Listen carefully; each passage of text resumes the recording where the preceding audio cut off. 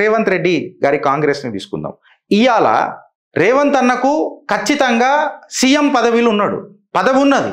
కాకపోతే ఇలా పవర్ ఉన్నదా అనేది ఒక క్వశ్చన్. ఎందుకు చెప్పాలన్నా, ఈ బైపోల్ ఎలక్షన్ రేవంత్ అన్నను ఆలోచింపజేస్తుంది. ఇవాళ ఆయన యొక్క పదవికి యొక్క సర్వైవల్ ఏంది, సర్వైవల్ ఆఫ్ అథారిటీ ఏంది అని అంటే ఈ జూబ్లీ హిల్స్ ఎలక్షన్స్. ఆయన ఇలా గవర్నమెంట్లో ఉన్నాడు, కానీ సీఎం కుర్చీలో కూసున్నాడా అని డిసైడ్ చేసే ఎలక్షన్ జూబ్లీ హిల్స్ ఎలక్షన్.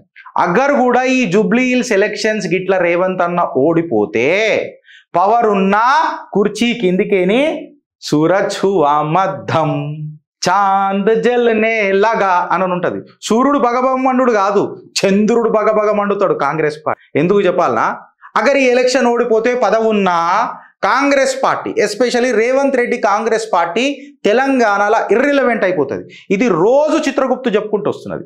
ఇది కేవలం రేవంత్ రెడ్డికే వర్తిస్తుంది అని కాదు, మిగతా ఇద్దరికి కూడా అదే వర్తిస్తుంది. బై ఛాన్స్ ఈ ఎలక్షన్లా కావద్దు ఓడిపోతే, కాంగ్రెస్ ఓడిపోతే రేవంత్ రెడ్డి గారి రాజకీయ పదవి అనేది నీటి మీద రాతల లెక్క అయిపోతుంది.